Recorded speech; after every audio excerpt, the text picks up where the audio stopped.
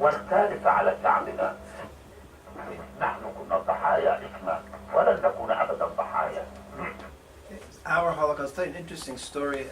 When I appreciated the significance of this victimhood to them, I represented Israel in the negotiations in 1999 with the Palestinians on incitement. It was called the Trilateral Anti-Incitement Committee, and one of the meetings that we had was in Washington, and the Americans invited for one of the evening dinners to sort of create a more relaxed atmosphere. They invited a number of journalists who'd covered the Middle East during a long period of time, and each of the journalists were talking during the dinner. One of them got up and talked about what he talked about was the complication of the conflict, because both sides saw themselves as victims. Israel, vis-a-vis the Arab world, is small and a victim of attacks, repeated attacks, and therefore a victim doesn't want to compromise. And he said the Palestinians likewise are victims. They're smaller than Israel, and they see themselves as victims. Therefore you have two victims, and no one's willing to compromise. And then everyone went on to talk, and at the end, different members of the delegation spoke, and everybody spoke in a positive light, until Marwan Kanafani got up. Marwan Kanafani was he's Arafat's spokesperson, as well as he was the head of the Palestinian delegation to the talks. And Marwan Kanafani gets up there and says, I have to reject what you said before. There are no, and he screamed, there are no two victims. The Jews aren't the victims. We're the only victims. And he went on and on and on, how rejecting Jewish victimhood, and we are the only victims. And it was actually when he was saying that I put this whole ideology together, that the victimhood ideology is a very, very strong part of their own identity as a people. They don't really have a separate identity from the rest of Islam, from the rest of the Arab world, but therefore the victimhood, the going out as refugees, has become a dominant part of their self and their identity, and therefore we see it coming up all the time in their media with these images of the Holocaust, etc., because it is such a dominant part of their ideology. Just to show you how this trickles down everywhere. This is a crossword puzzle that appeared in Al-Qaeda al-Jadida, and here was the clue: the Jewish Center for Commemorating the Holocaust and the Lies. And the solution is Yad Vashem. And this is significant because what we were seeing, and I mentioned earlier, we study every part of the paper. All of the parts of Palestinian ideology come through in all of the means, even things like crossword puzzles, sports, etc. And here we have the Holocaust denial coming through even in a popular crossword puzzle. Now, just two more on this before we get on to the second part. What is the purpose of this whole historical... This is a Palestinian teacher being interviewed about the purpose of طلابي عن التاريخ الإسرائيلي، لأن أصلا إسرائيل ما فيش لها تاريخ في فلسطين. يعني إجابة صريحة، لأن كيف أنا بدي أعلق في طلابي إن في لإسرائيل تاريخ إلهم هان في فلسطين، وإحنا قاعدين بندافع مشان نطلعهم من أرضنا اللي هم أخذوها. Okay, this is from the teacher, and now you're going to hear a child, 14-year-old boy, literally echoing all these messages that we've heard from the Palestinian political and academic leaders. لازم نطرد كل الإسرائيليين من فلسطين، لأنه بلدة إسرائيل ما فيش أصلا حاجة اسمها إسرائيل في العالم كله. الإسرائيليين هذول من هولندا، أمريكا، إيران، في إسرائيليين عرب وفي إسرائيليين أجانب. هذول أجوا حتى ياخذوا بلدة فلسطين، يعني تل أبيب ويافا وحيفا والرملة وعكا، كل بلدان هذه تابعة لفلسطين. فإحنا نتمنى وبقى الكلمة هذه نتمنى بشدد عليها كثير من الدول العربية والدول الأجنبية، كل الدول العالم إنهم يقفوا جانب القضية الفلسطينية ويطردوا الإسرائيليين منها. And I bring this as the end here because we get a sense from here why this history was so important to the Palestinians. Here, this child who doesn't seem like a bad kid, doesn't seem like an evil kid, he is convinced that justice is only after Israelis are expelled, because they came from all these different countries, they have no history, there's nothing called Israel in the world, the same thing that the professor said, there's nothing called Israel, and this is the result of this ideology on the next generation, that they have interpreted justice to be identical with them getting what they call all of Palestine, what they call returned to them. Now, the second part, and I'll do this briefly because I want to get on to questions. Aside from this, on a national level, there is a delegitimization of Jews. This is, I would call, the history, the delegitimization of the Jews as a people. There's also delegitimization of Jews as individuals. And the delegitimization of Jews individual leads to very, very powerful conclusions. They delegitimize Jews as people, God cursed the Jews, and therefore Jews likewise have no right to exist. Not only does Israel have no right to exist, Jews likewise lose the right to exist. I'm going to show you this in some of their sermons as well as their academic analyses on television. Here, this is a regular lecturer, a regular imam who regularly gives the Friday sermon on Palestinian television. هؤلاء اليهود الذين غضب الله سبحانه وتعالى ولعنهم على لسان أنبيائه ورسله. لعن الذين كفروا من بني إسرائيل لعنهم الله سبحانه وتعالى على لسان داود وعيسى بن مريم. لما؟ لأنهم قتلوا من قتلوا من الأنبياء.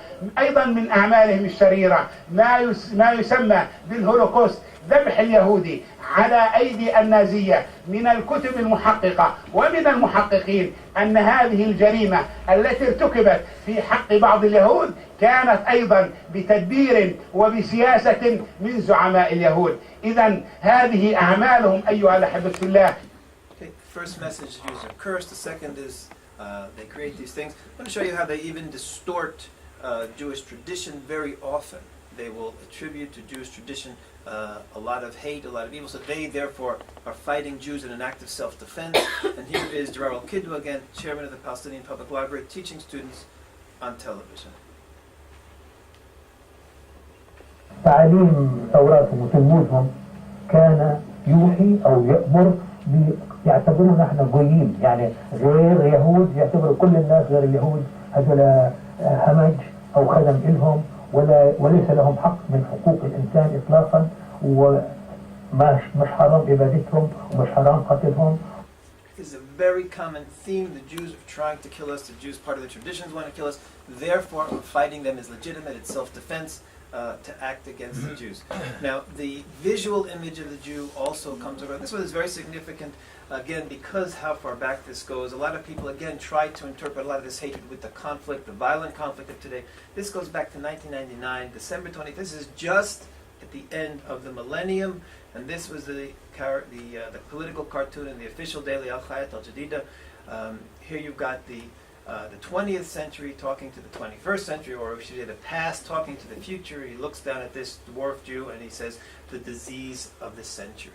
And again, this is long before the violence. This has always been a powerful image that they've been presenting. Here the Jew comes across. These are all Al Hayat Al Jadida. This is as a Satan, as well as every animal that you could possibly imagine.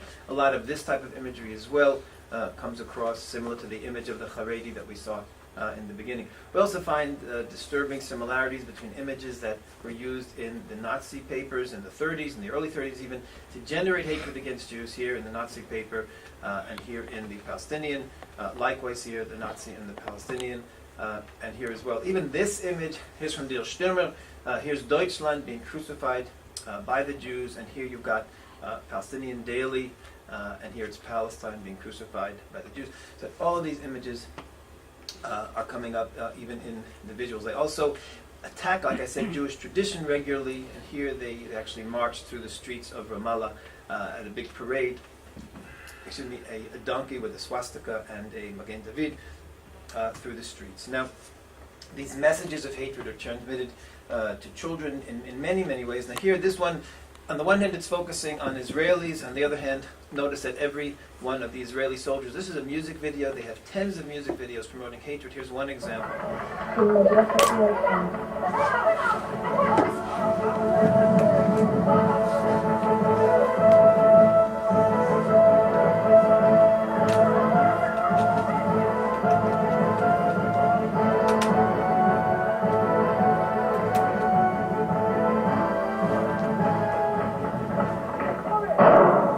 This has been broadcast repeatedly until quite recently, since the beginning of 2003.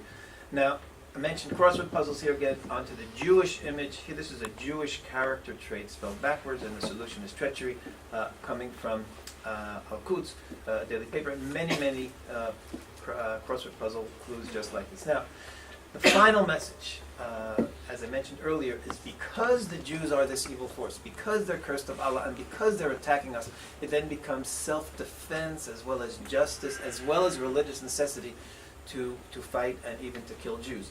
Now, we've been getting this message regularly. They back it up with sources, and I'll show you how they do this. This message has been coming since before the start of the violence. In 2000, it actually started, the demand to kill the Jews started in the summer of 2000 when, at about the time that the PA decided that they were going toward a violent conflict. Here's one example from that early period.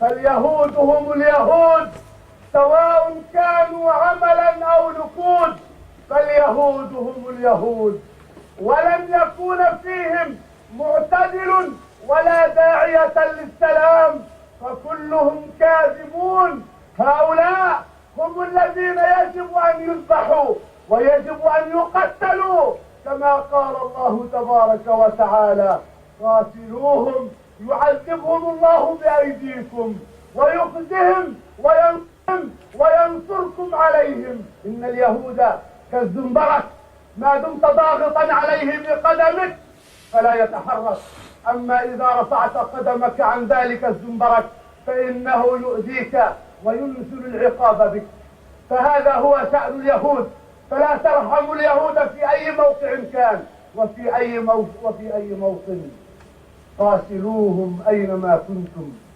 حيثما ثقفتموهم And he goes on. This, again, I point out, this is from 4.5 years ago, and now I want you to hear from just a few months ago.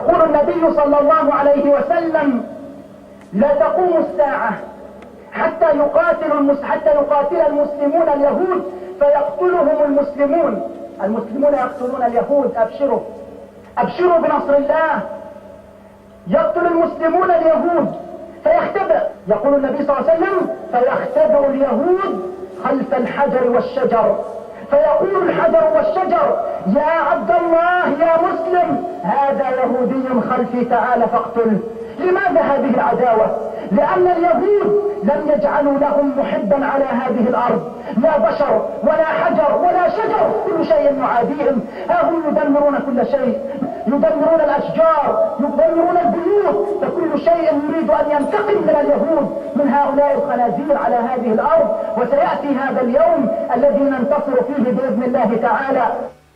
Notice the significant phrase, everyone wants vengeance against the Jews. Vengeance. It's self-defense. We are the victims. We are taking vengeance. The Jews are deserving of this. Of course, here's the Islamic content as well. It's Allah who wants it, but this idea of self-defense, that fighting the Jews is an act of self-defense, is a very, very common theme, and it comes up regularly. Now, the using of this source that he mentioned is very significant. This is from a hadith, which is a tradition attributed to Muhammad, the Islamic tradition, and this is an ancient tradition. The hour will not come until the Muslims make war against the Jews. The hour means the resurrection. Till the Jew is hiding behind the rock on the tree, and the rock on the tree will say, Muslim servant of Allah, there's a Jew behind me, come and kill him. Aside from him saying, we've heard this tens and tens of times over the last few years from Palestinian leaders. We heard it actually 2 days later. Again, we heard that one September 10th, September 12th, by a different leader on Palestinian television. This conditioning of the resurrection of, let's say, Ge'ulah, the Islamic Ge'ulah, the hour on the killing of Jew, is essentially saying that it's the benefit of all mankind. We have to get on with history. The way to get on with it is the killing of a Jew. And like I said, my critique here is not of the Islamic source. Every tradition has ancient traditions that don't necessarily fit into modern times. But the problem here is that the Palestinians keep quoting this when they have their religious leaders. And not just the religious leaders, I'll point out, this is Hassam Khader, he's founder of the Al-Quds Encyclopedia, an academic. Twice and 2 different times he spoke on Palestinian television, quoted this exact same source. It goes way beyond the religious leaders. This mandatory nature of killing Jews if you want to get on with history. So this is a video statement by a suicide terrorist. This is Reem Rayashi. She's the one who blew up on Mahsom Erez, killing 4 Israeli soldiers. She went in crying that the metal detector was actually a plate in her foot, and she went in and she killed the 4 Israelis. Listen to the way she opened up her video that she left before she went and killed the Israelis.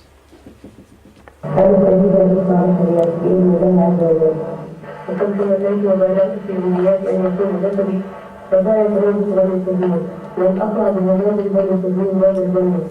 The message knocking on heaven's doors with the skulls of Zionists. This is a religious obligation I'm undertaking here. I'm going to get heaven because of the killing of the Jews.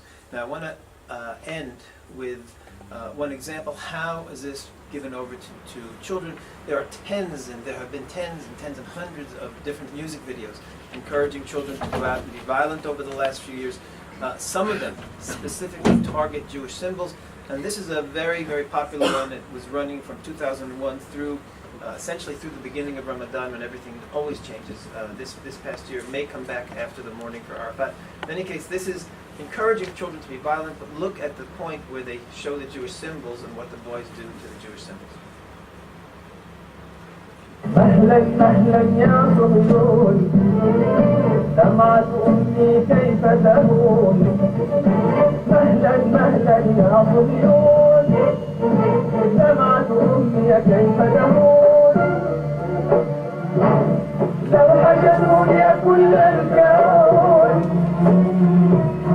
لو حشدوني كل الكون فحسابك باق عندي فحسابك باق عندي وبموتي أنت حكمت وبموتي أنت حكمت فالحجر الطاهر ردي فالحجر الطاهر ردي. You see the Jewish symbols are all erased there with their stones. It's not just Israel, even the menorah and the candles, so that children are encouraged to be participants in this as well. Okay, let me stop here. The basic then message in terms of the Jewish image that's portrayed to the Palestinian people, and it comes through again through every part of society, school books, crossword puzzles, etc., is that on the one hand, Jews as a nation have no history in the land. Their creation of a history was for the purpose of stealing Palestine. The Jews have a history in other places. They're a religion. They came here. They came to Palestine based on a European colonial plan. And then beyond that, even the Jews as individuals, they're the enemy of God, they're the enemy of Allah. They must be fought on a personal level. These messages have been coming very, very powerfully through the media. And as I said initially, these are a reflection of society. The media would not be giving these messages. These are certainly a reflection of the images and the messages that the leadership of Palestinian society wanted to come across to the people. I'm not sure. In fact, I question whether the Palestinian local population at the date of the Oslo Accords had all of these ideologies as part of their ideology. Today, it's a very different situation after 10 years of this ideology. In any case, this is what we're facing today. This is the ideology. This ideology has not disappeared with the death of Arafat. And the question is today, will Palestinian leadership change this underlying ideology, go beyond the cessation, if they do, of incitement, and actually teach that there's a whole Jewish people that have a right to exist, both individually as well as a nation? That is the real challenge that I see that will be following over the next period. Thank you.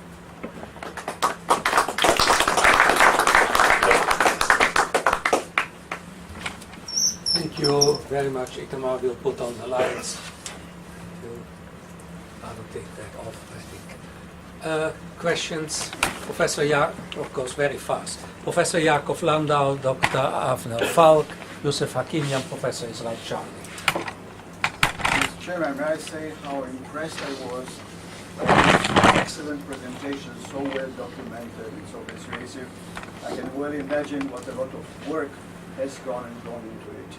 I have only one very brief question, and I hope it is not too naive a question, with your permission.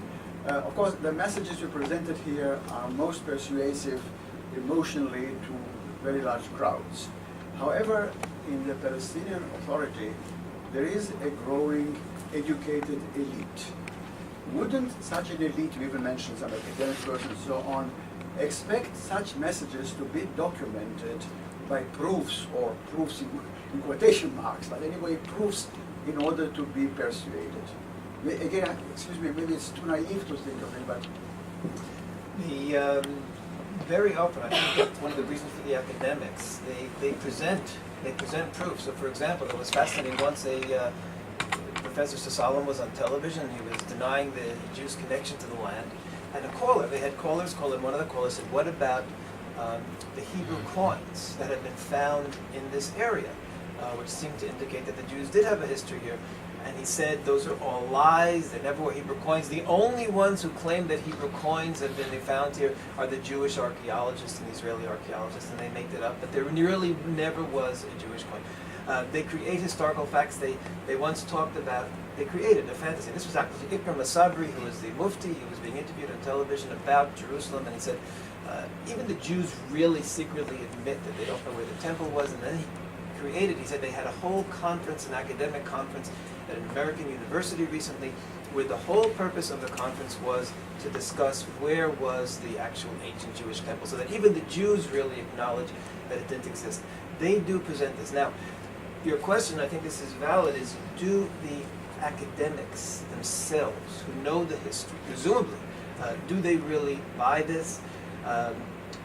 Difficult to say. I would hope that they really don't buy it. However, I will point out there was in 1998 already, there was a big symposium, a full-day symposium on history of the region, and I remember the name was Professor, I can't remember his name, he was one of the organizers, and he was quoted in the paper saying, in the newspaper, we have to write a history of the region that will allow for our presence in the region and will not allow for the enemy's presence in the region. It was said very simply at the symposium in 1998, we have to write this history that won't allow for legitimacy of their presence. So this has been something very, very strong. And again, when I hear that boy speaking, and he's speaking sincerely, and he talks about the only way for justice and that the Israelis who don't really belong here are eliminated, that has been the effect of this education down to that level. Avdia?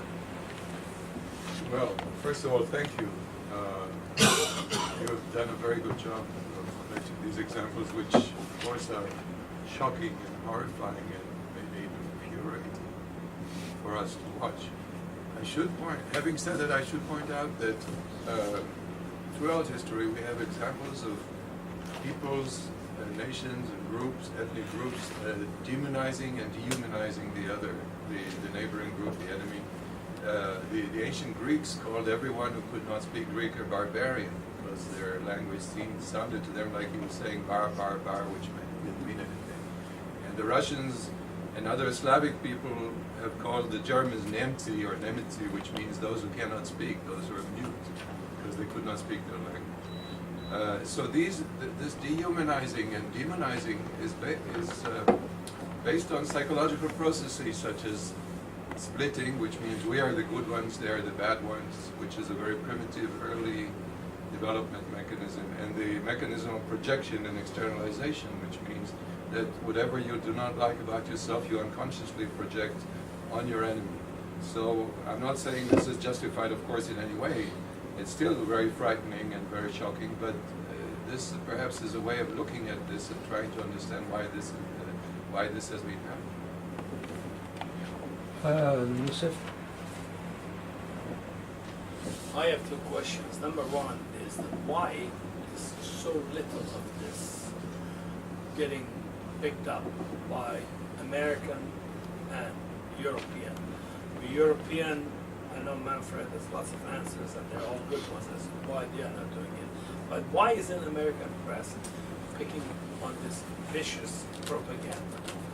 That's my one question. And the other one is, didn't the term or the idea that the Jews are descendants of Khazars originate in Nazi Germany? There's tradition. There are three different. Well, to answer the last question first. Well, first about the media. What's going on? What we have found in the media, I think there's three classes of foreign media. There are those who are anti-Israel, no matter what. Whatever will show them is not going to make a difference. And then there are those who are pro-Israel and actually are happy to use our material. And then there's the vast majority, I think, who are really not aware of this. And we'll present this material to them. We'll very often get stories in the foreign media, even by journalists and newspapers that have been considered to be anti-Israel. I just mentioned before too, I was in Germany 3 weeks ago, and for about a week speaking in different places, speaking in Parliament there to a number of members of Parliament, and we had articles from this week in Germany and Welt, we had in the Financial Times, very, very positive articles. I say positive about PMW, very critical of the PA hate ideology, as well as 6 smaller papers as well. So that when people are exposed to this material, generally speaking, they don't hide it. Part of the problem is, again, is us as a small organization, Palestinian Media Watch, it doesn't happen without that personal contact. And the organization, again, like I say, is small. When we get to the media, they will do something with it. Fox News recently ran an item that we gave them from about 3 or 4 weeks ago. There was an item for very young children on Palestinian television, which was absolutely horrific. And in fact, let me show this to you because it's really striking. This Fox News ran with an interview with me about the meaning of this. They ran this from Friday afternoon through Sunday, almost every hour. And this is, I think, very indicative. This wasn't focusing on the Jew, but listen to this and how Fox responded to it.